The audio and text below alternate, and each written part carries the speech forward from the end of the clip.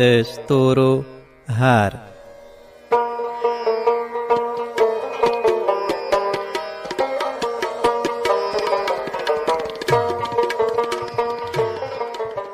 له کلید راډیو څخه د ناول پرلپسې لړۍ.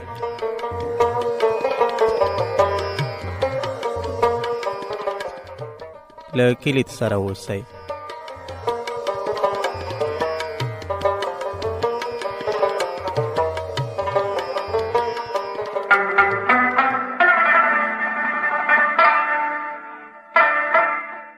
اغزن سیم.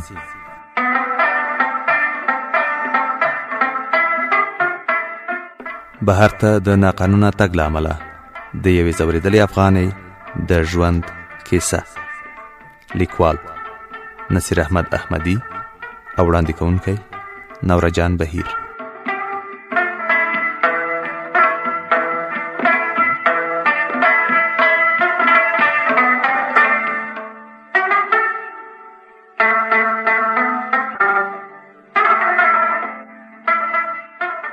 د ستورو هر داستاني خپرونې درنو اوریدونکو السلام علیکم. په دې هیله چې ټول روغ جوړ او خوشحاله وئ.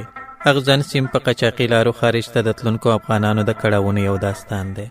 دغه ناول په تیره برخه کې مو واورېدل چې مریم په خپلو پاتې خبرو کې لومړۍ د علي رضا په فارم کې د وړې افغان نجلۍ خبره کړې وه چې څنګه یې مور له هغه وروسته چې علي رضا په زوره کوټه کې بنده کړه له چته ځان وغورځاوه او مړه شوه او وروسته یې پلار هم ژوندی ورک شو. بیا مریم پلار مور او ورورې له دې فارمه په یوه ټکسي کې یو باغ ته وړل شول او هلته تش ټانکر ته ورپورته کړای شول. دغه ټانکر د ترکیې سرحد کې یوه کلیوالي کور ته وړل. هلته یوه زړه بډای وه. وروسته یو بډا هم راغی او د شپې دوی له ځانه سره روان کړل. دوی پر یوه وړه غونډۍ ترکیې خواته اوښتل. له لږ مزل وروسته په غونډۍ کې د عسکرو پستې ولیدل. پر دوی ډزې وکړې. په لومړنیو ډزو کې د مریم کوچنی ورور ولګېد. مورې چې زوی ولید په ځمکه راوغورځېده، خو ورسره روان کس یې پلار ته ویل چې باید په بیړه له دې ځایه ووځو. مریم خپلې خبرې په دې ځای پرېښې وې. کله یې چې لیکوال ته ټلیفون وکړ او هغه د ورور د برخلیک پوښتنه ترې وکړه، نو مریم بیا غرې واخیسته او ټلیفون کټ شو. اورېدونکو، اوس د دغه په زړه پورې ناول اوومه برخه وړاندې کوو، په دې هیله چې دا تر پایه واورئ او راتلونکې برخه یې هم تعقیب کړئ.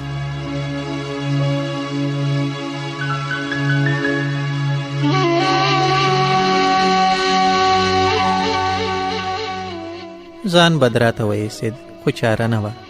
نن یا سبا باید پوهېدلی وای. لنډ وخت وروسته ټلیفون راغی. مریم وه. بښنه یې وغوښته. په ژړغوني غږ یې وویل. دواړو غاړو ته هسکې پرخې ولاړې وې. مجبوره و چې پر هماغه لاره پورته وخیږو. یو ځای ودرېدو. زه او پلار دواړه کېناستو. په ځمکه کې ستوري ښکارېدل. لاس مې وروړ. له وروره پاتې ډب وینه لا توده وه. چیغه مې ستوني ته راغله. پر مړوند مې غاښونه ټینګ کړل. سړی تر مټ ونیوم. پلار مې هم په زحمت ولاړ شو. تیاره وه، خو بیا مې هم د مور زړېدلي سپین لاسونه لیدل. سړی تر مټ نیولی وم. ګړندی ورپسې تلم. ډبرې رغړېدې. نه مې ټک واورېد او نه هم د عسکرو چیغې. په وروسته د غونډۍ په بله غاړه کې کېناستو. مریم یو دم وژړل او خبرې یې پرې شوې. وروسته یې په غریو کې وپوښتل ورور به مې ژوندی وي؟ غلی وم. د مریم ژړا زور ونیو. ټلیفون خطه شو. په سبا مې د مریم خبرې را واخیستې. ماخوستن کمپیوټر ته کېناستم. ویلې وو. په ړنګو دیوالو کې کېناستو. خرابه وه، پخوانۍ خرابه. د ستورو ته رڼا له دیواله پر الوېدلو لویو وړو ډبرو لګېده. پلار مې تیزه تیزه ساه ایسته. ستړی و. یو پاوې زما مور په خپلو اوږو راوړې وه. سړی هم غلی په یوه تیږه ناست و. شېبه وروسته یې وویل، زه تر دې ځایه در سره وم.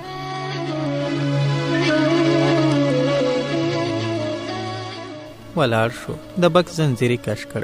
د پلار اوږه مې وخوځوله. ور ویې کتل. یو دم ودرېد. سړی یې تر مټ ونیو. په حیرانۍ وویل، دا زموږ بکس دی؟ سړی په خبره کې ور ولوېد. خو دا ستاسې نه ده. لاس یې راویست. کڅوړه وه. پلار مې په بیړه وویل، څه دي؟ سړي وویل، په ډر. یو دم یې د سړي ګریوان ته لاس ور واچو. چیغه یې کړه، تا زموږ په بکس کې په ډر ایښي وو؟ سړي خپل دواړه لاسونه زما د پلار پر ټټر کېښودل. پورې یې وهه. له دیواله یوه غټه تیږه راولوېده. سړی ودرېد. په ملنډو یې وویل، د همدې په ډرو په خاطر مې سرې مرمۍ ومنلې او بکس مې راوړ. پلار مې لاس پورته کړ. سړي وویل، احمقتوب مه کوه، ښځه و لور دې لا پاتې دي. پلار مې کېناست.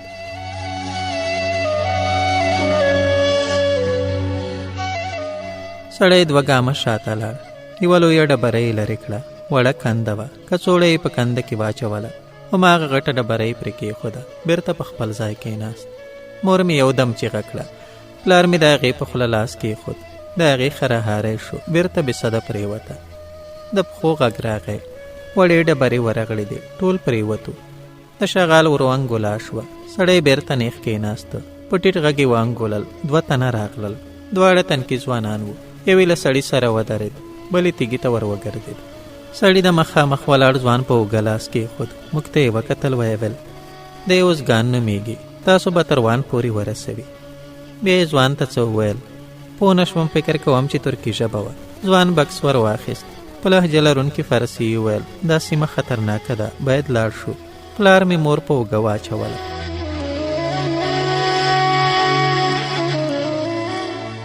ټول راووتو. سړی یې ران ته ور وګرځېد. هغه بل ځوان د په ډرو لکه څوړي سره بلې خواته په تیاره کې ورک شو. موږ هم په خپل رهنما پسې روان شو. مخکې لاړو. پلار مې ستړی و، تیزه تیزه ساه یې وهله. یو ځای کېناستو. د موټر بل څراغونه پر لوڅو ونو ولګېدل. بېرته مو حرکت وکړ. تر 2 پوستو تیر شو. لرې وې، خو رڼاوې ښکارېدې. د مور په خاطر مو 1 ساعت لاره په 2 ساعتو کې ووهله. د میږو غږ راغی. ګړنجونې وګړنجېدل. د سپیو غپا په تیزۍ سره نږدې کېده. ورغلو. ځوان لاسیبته یې ولګوله. 2 چیني کوچنیو سپیو منډه راواخیسته. تر ځوان را وګرځېدل. لکۍ یې وښورولې. یوې کوټې ته ورننوتو. څراغ بل و. د خړې درې په سر د غالیو بدلو وړه کرګا ولاړه وه. څنګ ته ګډې وډې زړې بړستنې پرتې وې. ځوان څراغ ور واخیست او د باندې ووت.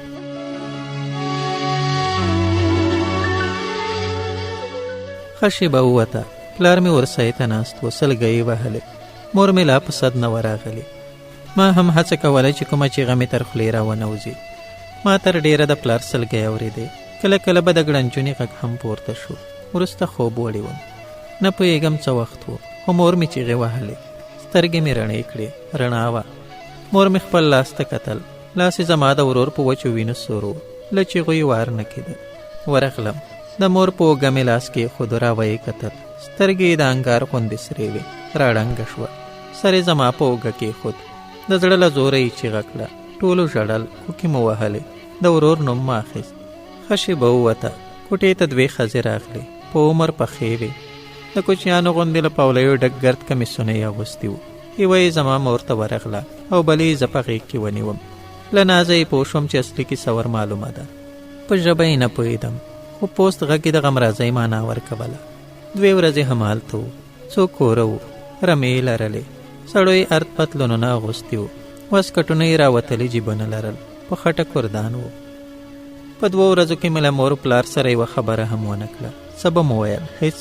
ټول غلي وو. خو مور به مې کله کله له ځان سره غږېده. د زوی نوم به یې واخیست. بیا به یې یو دم چیغه کړه، راځي راځي، ضرور به راځي. موږ به یوازې ژړل.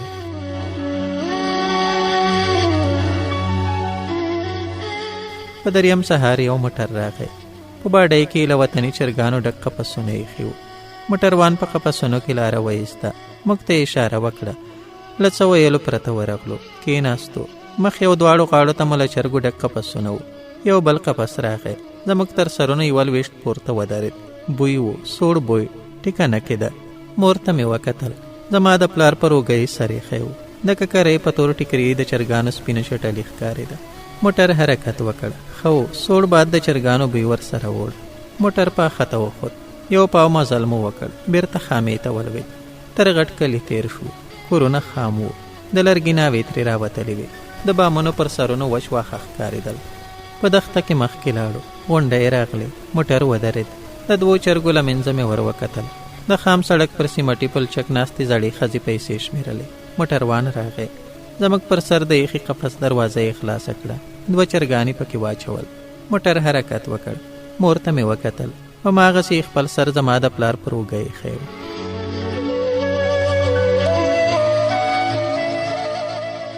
غرمه په خطه وختو. د سړک پر غاړه ولاړه لوحه تېره شوه. چرګې وې. ومې نه شوی لوستی. خو 2مې لوحې ته مې مناسبه چوله پیدا کړه. د یوې چرګې تر سره وزر لاندې مې ولوستل. وان 30 کیلومتره. موټر خامې ته ولوېد. جمپونه یې نه خوړل. جغل و. وخت ووت. موټر ودرېد. چرګو چیغې کړې. د سر قفس لرې شو. ودرېدم. ونیوې. زیړ چمن رالوېدلو سور وزمه پاڼو نیولی و. پر یوه لویه تیږه کېناستم. مور ته مې وکتل. د خپل ټیکري پیچکه مې تر ګوتو تاو کړه. پیچکه مې د مور پر سپین صاف تندي تېره کړه. د چرګانو وچه چټلي لاندې ولوېده. پلار ته مې سترګې ور واړولې. دواړه اوږې یې ککړې وې. په رسېدلې ږیره پسې یې مړه بڼکه سرېښ وه. خپل ټیکری مې لرې کړ. مازې یو ځای چټل و. موټروان قفسونه سم کړل. په اشاره یې پوکلو چې له ونو مه وځئ. د چرګانو نارې تر هغه وخته راتلې چې موټر پاخته وخوت. پا ووت. ټکسي راغله. 10 دقیقې وروسته په یوه کور کې و.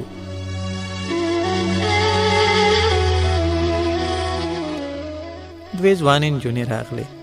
یوې زه تر لاس ونیوم. بله زما مور ته ورغله. هر تو ښکلي سالون ته ورننوتو. نیمه یې دیوال آینې نیولی و.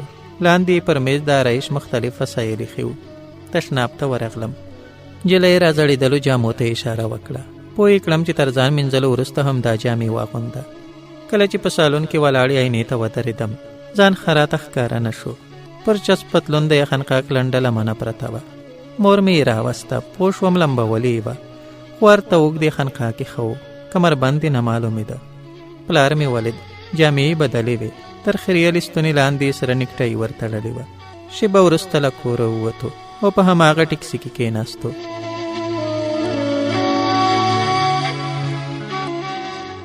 مور ته مې وکتل. غټې سترګې یې له غمه ډکې وې. د تورو اوږدو ویښتو پیچلې څوکې یې لالندې ښکارېدې. وان کوچنی خو ښکلی ښار و. ډېر کورونه یې 2 یا 3 پوړیزه وو. د ریل په ایستګاه کې یو بل سړي ته ور وسپارلو. سړی له ونې هسک و. د تګ په وخت یې د ورمېږ غوښې خورېدې. تر مسافر وړونکي ریل تېر شو. تر 2 پټلیو واوښتو. بار وړونکي ریل ته ور وختو. له کارتنونو ډکه تیاره کوټه وه. مخکې لاړو. د کارتن پر اور شوي کاغذ کېناستو. سړي و پلاستیکي کڅوړه راته ونیوه او په خپله له ډبې ښکته شو. شېبه وروسته یې نور کارتنونه راوړل. زموږ له پښو سره یې تر چته ودرول. تر یوه وخته د کارتنونو له چولو څخه د وره رڼا ښکارېده. خو وروسته تپه تیاره شوه. هېڅ مو هم نه لیدل. ډېر وخت د ریل په ولاړه ډبه کې و. 1 ساعت 2 ساعته 3 ساعته نه پوهېږم. تر دې ډېر. یو وخت څوکۍ ولړزېدې. د ریل پر شاتني دیوال مې غوږ ولګو. ماشین چالان و. وروسته مو وړې جټکې وخوړې. ریل حرکت کړی و.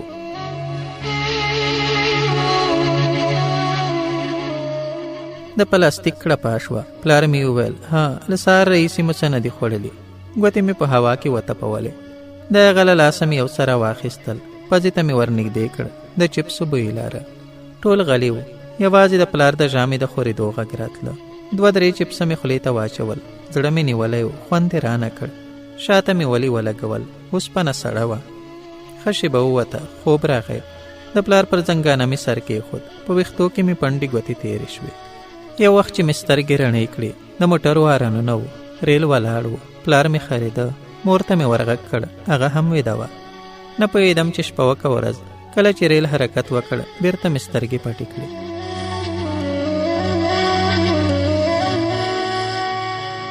د مریم خبرې مې ودرولې. بخارۍ ته مې وکتل. برهاره یې خود. کوټه سړه وه. مخ مې واړه و. د پردې پیچکه رپېده. ورغلم. علت مې وموند. د کړکۍ پله خلاصه وه. بیرته په خپل ځای کېناستم. مریم ویلي و.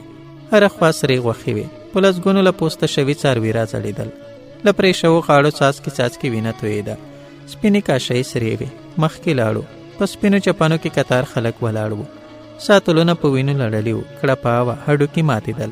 مور مې وښویېده. درب شو. پلار مې تر مټ ونیوه. هغې خپل لاس خپلو سترګو ته ورنږدې کړ. لاس ته مې وکتل. سور و. مور مې یو دم چیغه کړه. وینه. پلار مې په غېږ کې ونیوه. مور مې چیغې وهلې. د خپل زویونو مې اخیست. په سپینو چپنو کې ولاړو خلکو په حیرانۍ ورته کتل. مخکې تللی ډنګر سړی بیرته را وګرځېد. په غوسه یې څه وویل. ټول په هغه پسې روان شو.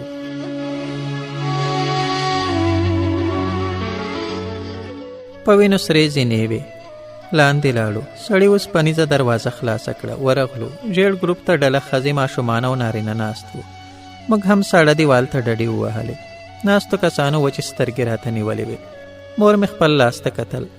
د بکس زنځیر مې کش کړ. یوه ټوټه په ګوتو راغله. ټوټه مې د مور پر لاس تېره کړه، خو هغې یو دم پر ټوټې ګوتې ټینګې کړې. ور ومې کتل، زما د ورور کمیس و. مور مې کمیس په خپل ټټر پورې ونیو، په چیغو چیغو یې وژړل. ناستو کسانو په حیرانۍ ورته کتل. وخت ووت، 2 ماشومانو په خپلو کې عربي ویله. په دوی کې یو هم افغان نشو راته ښکاره. موږ د ترکیې په پایتخت انقره کې وو.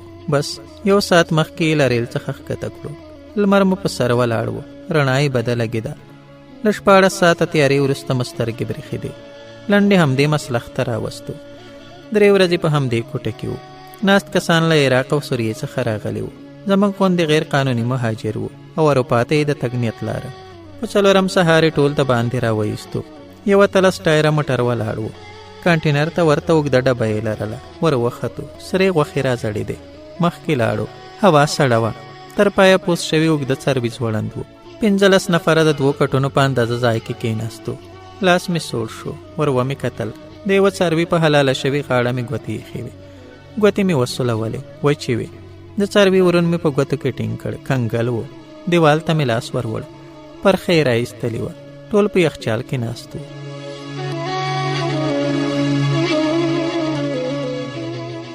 د یخچال د دروازې د تړلو غږ مې واورېد. ټول غلي وو. ماشومانو په راوتلو رډو سترګو سرو غوښو ته کتل. پورته کوچني سپین ګروپونه بل وو. موټر حرکت وکړ. یو نیم ساعت هېڅ خبره نه وه. وروسته مې لاسونه ساړه شول. له بکسه مې د پلار جمپر راوایست. جمپر مې د مور پر اوږه واچو. پلار ته مې بنیان ونیو. ما هم تور ټیکری تر ځان تاو کړ. له ټیکري د چرګانو سوړ بوی تله. نورو مسافرو هم د بکسونو زنځیرونه کش کړل. شیبه وروسته یوازې یوه نجلۍ پاتې وه. جامې سره لګېدې. نه پوهېږم د اغوستلو لپاره به اضافه څه نه لرل. د ورور جاکټ مې راوایست او د نجلۍ پر اوږو مې واچو. د هغې تر څنګ ناستې ښځې څه وویل. دومره پوه شوم چې خپله ده او مننه رانه کوي. مور ته مې کتل. جاکټ ته یې وچې سترګې نیولې وې. وخت تېرېده، یخني ډېرېده او د ماشومانو نه ارامۍ زور اخیست. شیبه وروسته بکسونو وازې خولې نیولې وې. د اغوستلو وړ هر څه ترې ایستل شوي وو. مور ته مې وکتل. د جاکټ زنځیر مې ور وتاړه. یوې ښځې چیغه کړه. مخ مې ور واړو. یو کوچنی هلکې په غېږ کې پروت و. یو ګیرور سړي په بیړه ماشوم ور واخیست. په سینه پورې یې ونیو. لاسونه یې ور وموښل. ماشوم په صد راغی. یو بل تنکی ځوان ړنګ شو. نارینه ولاړ شول. اوسپنیز دیوال ته یې سوکان ونیول. یخچال چیغو په سر واخیست. موټر ودرېد. شاتنۍ دروازه خلاصه شوه. د لمر ژېړه رڼا تر زړېدلو سرو غوښو راووته. ټولو د وره خواته منډه واخیسته. یو ورون له چنګکه بیل شو. مخامخ را باندې راغی. ځان مې څنډې ته کړ. ډس شو. ورغلم. ټول په وره کې ولاړ وو. ښځو او ماشومانو ژړل. د یو ماشوم تر اوږې مې لاندې وکتل. یوه ځوان په تور سړک په لته یې وهلې وې. سر یې ځړېدلی و. 3 تنه له توپنچو سره ولاړ وو. ځوان ته مې وکتل. خړ جاکټ یې د مټ په برخه کې په وینو سور و. یو ورخطا عرب په انګریزي ژبه وویل، د خدای لپاره ماشومان مو له یخنۍ مړه شول.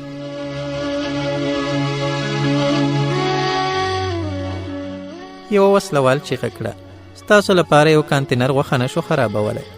بل وسلوال را مخې ته شو. د پراته ځوان تشې ته یې لغته ورکړه. په غوسه یې وویل، موټر ته وخېږه. ځوان په زحمت ولاړ شو. هماغه وسلوال وویل، یخچال مو تر ټولو په ټیټه درجه درولی.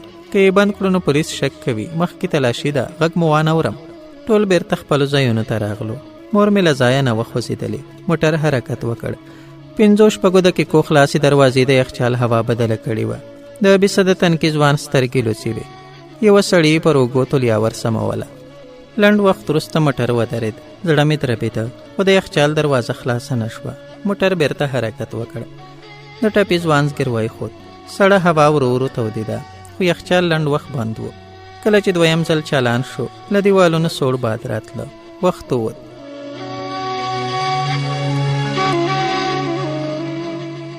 یو ډنګر سړی او 2 ماشومان ړنګ شول. زما له مور پرته نورو ټولو اوسپنیز دیوال ته سوکان ونیول. ښځو ماشومانو ژړل. نارینه وو نارې وهلې. موټر یو دم بریک ونیو. ټول پر مخامخ دیوال ورغلو. سر مې له سړی اوسپنې سره ولګېد. موټر روان شو. تیزه جټکۍ یې وخوړه. واړه زړه شاته ولوېدل. پلار ته مې وکتل. له یوې ماشومې د غوښې لوی ورون لرې کوو. مور ته مې سترګې ور واړولې. سر یې په غبرګو لاسونو کې ټینګ نیولی و. شونډې مې تودې شوې. لاس مې وروړ. پزه مې وینې وه. ګنګه سوم. ښځو کوکې وهلې. دوه درې ماشومان او ډنګر سړی بېسده پراته وو. مور ته ورغلم. د هغې په سر مې ګوتې تېرې کړې. خراته ښکاره شوه. یو بېسده ماشوم مې له ځمکې راپورته کړ. نبض مې وکوت. ژوندی و. په خپل ټیکري کې مې دوه ماشومان ونغښتل. وړه نجلۍ مې راپورته کړه. غاړه یې د یخچال د دیوال غوندې سړه وه. نجلۍ مې په ټټر پورې ونیوه. سر یې یوې خواته کوږ شو. غبرګ لاسونه را وغځېدل. نجلۍ زما له ټټره واخیسته. ور ومې کتل. مور یې وه. دوه درې ځله یې د نجلۍ نوم واخیست. اوس مې هم په یاد دی. زینب نومې ده.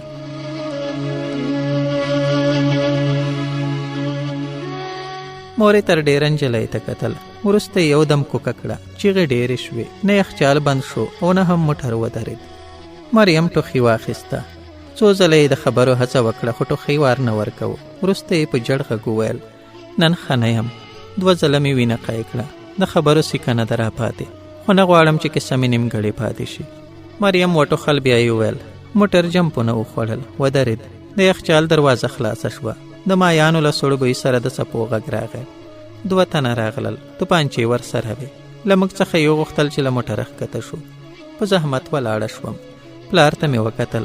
زما مورې تر ولو نیولې وه. د باندې تیاره وه. تود باد لګېده. یا به موږ ته تود ایسېده، خو هر رنګه چې و د یخچال تر هوا ښه و. شېبه وروسته له 15 کسانو څخه 11 تنه په شګلن ساحل کې ولاړ وو. دوه ښځو ژړل. په یخچال کې د پرتو ماشومانو د جسدونو خواته زورونه وهل، خو دوه ربه ټینګې نیولې وې. ښځو ته رغو چیغې وهلې چې د 13 ټایره موټر رڼا په ونو کې ورکه شو.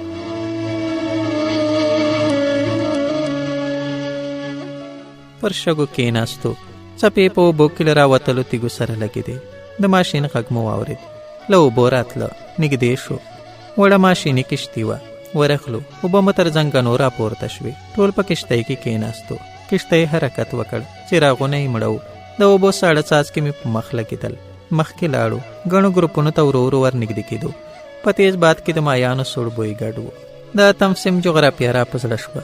لیکلي وو چې استانبول په اروپا کې پروت دی او د ترکیې له نورې خاورې څخه د اوبو په واسطه جلا شوی. فکر مې سم وخوت.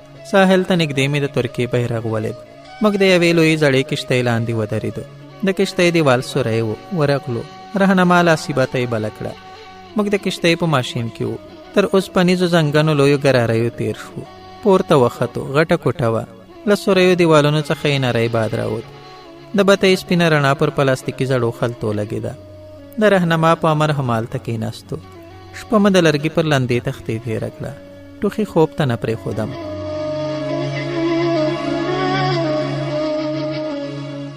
د سمندري مرغانو په چیغو مې سترګې رڼې کړې. شاوخوا مې وکتل. ټول ویده وو. ولاړه شوم. کونج ته په جوړ شوي نغري کې مړې ایرې پرتې وې. له زړو بوټونو ټوټو د سګرټو له ډبیو چیچل شوو هډوکو داسې را معلومه شوه چې دلته پخوا هم ډېر خلک راوستل شوي. د کشتۍ سر ته د لرګي زینه ختلې وه. پر زینه مې لاس کېښود. یو غږ مې واورېد. پورته مې وکتل. ولاړ سړي په اشاره پوه کړم چې مه راخېږه. ټوله ورځ په کشتۍ کې وو. یوازې د سمندري مرغانو او د یوې نیمې تېرېدونکې کشتۍ د ماشین غږ مې اورېده. ماښام تیاره د باندې ووتو. په وړه کشتۍ کې کېناستو. تر ساحله 50-60 متره واټن و. وچې ته وختو. د کثافاتو موټر راغی. باډۍ ته ورپورته شو. تورې ډکې خلطې وې. پرېوتو. دوه سړو له کثافاتو ډکې خلطې را باندې واچولې. موټر حرکت وکړ. دومره پوهېدم چې په ښار کې روان یو. کم او زیات نیم ساعت وروسته خلطې را نه لرې شوې. په هرته چاردیوالۍ کې د غټو موټرو زرګونه ټایرونه پراته وو. د بار وړونکي موټر باډۍ ته وختو. ټایرونه د څا د چکونو غوندې پر یوه بلې ښودل شوي وو. ډنګر سړي په اشاره پوه کړم چې د ټایرونو منځ ته ورښکته شم. همداسې مې وکړل. ولاړه وم. ځای تنګ و. زنه مې د وروستي ټایر پر ژۍ لګېده. نورو ته مې وکتل. ټول په ټایرونو کې ولاړ وو. شېبه وروسته یې بل ټایر راوړ. تور ټایرونه مې تر سر پورته وختل. د ربړ بوی تله. په وروستي ټایر یې د لرګي تخته کېښوده. دربا وه. د تختې په سر یې نور ټایرونه ایښودل. ساعت ووت. موټر حرکت وکړ.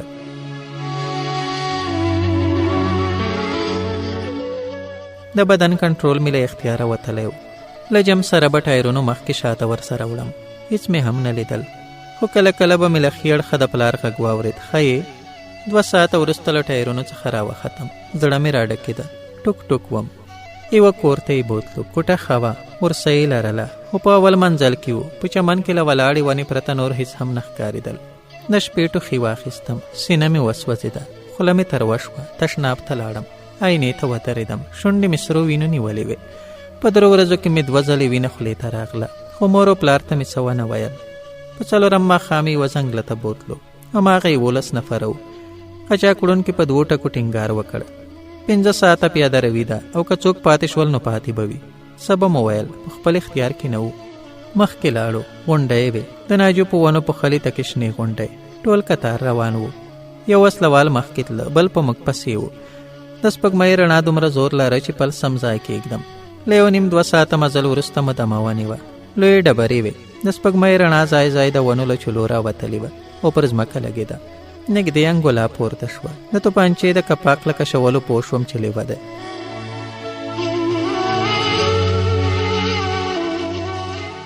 5 دقیقې وروسته بېرته له ډبرو پورته شوو. د لیوانو انګولاوې شاته پاتې شوې. د غونډۍ سر ته وختو. ښکته شوو. د غونډۍ په څنډه کې مخکې روان وو. یو دم درب شو. یو څوک لاندې ورغړې. پسې ومې کتل. ټیکری د ونې په خاښ کې بند وو. ورغلو. د ښځې په ګېډه کې د ونې وچ خاښ ننوتی وو. وینو دارې وهلې. یوه عرب په بیړه د ښځې سر له ځمکې پورته کړ. ښځې 2-3 ځلې خپله خوله خلاصه کړه. سترګې یې سپینې راوختې. سر یې یوې خواته کوږ شو. سړي کوکه کړه. د ښځې سر یې په خپل ټټر پورې ټینګ ونیو. په چیغو چیغو یې وژړل. یو وسلوال ورغی. د سړي تر مټې ګوتې تاوې کړې. خو هغه نه ولاړېده. لیوانو وانګولل. هماغه وسلوال وویل ځئ. روان شو. مخکې لاړو. خو لا هم د سړي چیغې راتلې. شیبه وروسته د لیوانو انګولا هم ورسره ګډه شوه.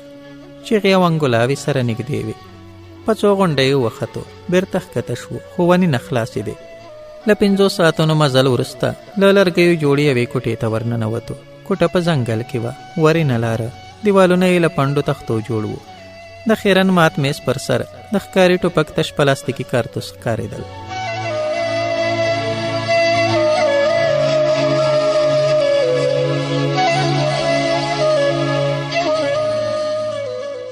د ستورو هر داستاني خپرونې درنو مینوالو، د ناول دا برخه په همدې ځای پای ته ورسېده. نورې برخې به یې زموږ په راتلونکو خپرونو کې واورئ. هر چیرې چې ښاد او آباد اوسئ. د لوی الله په امان.